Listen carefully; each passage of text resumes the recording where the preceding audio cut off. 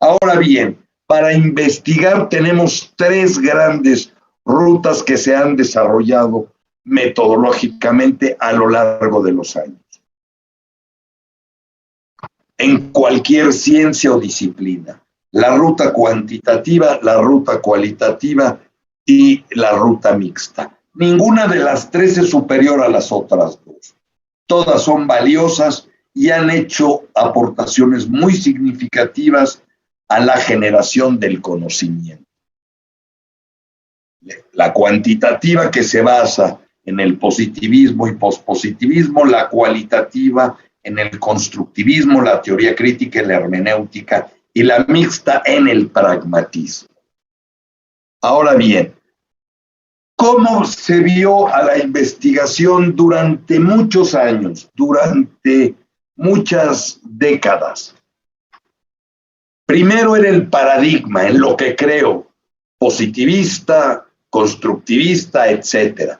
Del paradigma, si yo creía en un paradigma, derivaba siempre un enfoque asociado con ese paradigma y de ahí planteaba un problema de investigación. Si yo creía en el constructivismo, elegía siempre el enfoque cualitativo asociado a este y planteaba mi problema de investigación en términos cualitativos. Si era cuantitativo, el paradigma primero era, creo yo en el positivismo, todo, siempre debo aplicar el enfoque cuantitativo y de ahí plantear el problema. Y lo que hemos venido diciendo nosotros es que primero es el planteamiento del problema. El planteamiento del problema es como el rey o la reina de la investigación. De él partimos, de un planteamiento del problema. Analizamos el contexto, los recursos de que disponemos, cuál es nuestro entrenamiento, nuestros conocimientos, y de ahí elegimos el enfoque apropiado a ese planteamiento. Y el paradigma nutre el proceso, enmarca el proceso y nutre la interpretación. Pero lo primero es el planteamiento del problema. Así, tenemos el proceso cuantitativo, por un lado, el proceso cualitativo, que lo vemos más circular, y los procesos mixtos, que representan un conjunto de procesos sistemáticos, empíricos y críticos de investigación que implican recolectar y analizar tanto datos cuantitativos como datos cualitativos, pero además integrarlos, mezclarlos. Si yo recolecto datos cuantitativos y datos cualitativos por separado, no estoy en los métodos mixtos. Tiene que haber conversión de datos cuantitativos en cualitativos o viceversa, contraste de datos, mezcla, etc.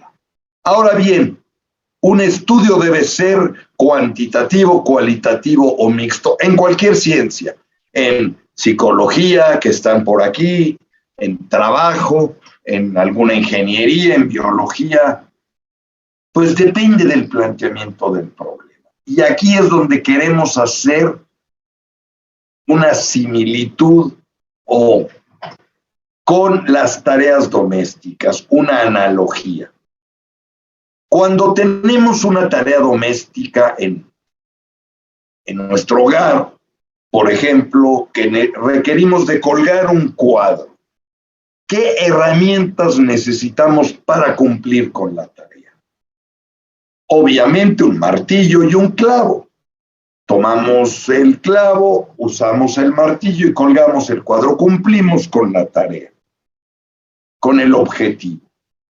Pero si el problema es otro diferente, por ejemplo, que la mesa del comedor está astillada, rasposa, los niños se dañan, los adultos mayores también, ¿nos sirven el martillo y el clavo que habíamos utilizado?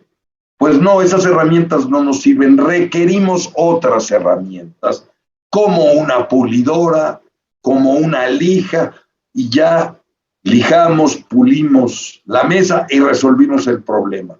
Pero necesitamos de otras herramientas diferentes. Y si el problema es de una naturaleza completamente distinta. Por ejemplo, que las tuberías del baño o del lavabo se zafaron, no me sirve ni el martillo, ni el clavo, ni la pulidora, ni la lija. Necesito de herramientas completamente distintas. Una llave inglesa para embonar las tuberías y resolver el problema. Y si la ventana se rompió, son otras herramientas. Así nosotros vemos a la investigación. Dependiendo del problema en sí, es el método o las herramientas que utilicemos.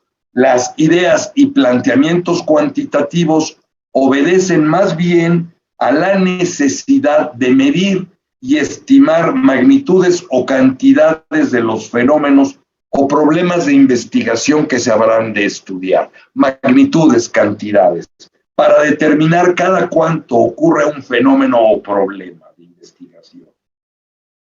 El fenómeno es visualizado como más bien objetivo, medible y, sin embargo, sabemos que la vida total no existe, ¿sí? Porque algo que aparece objetivo como presión arterial humana, decimos, pues se mide con un aparato que es esas mediciones son relativas, que no es lo mismo la presión arterial de un bebé recién nacido que de un adulto joven, que de un adolescente o que una persona mayor ya de 70, 80 o 90 años, es diferente. Entonces no es completamente objetivo ni el tiempo.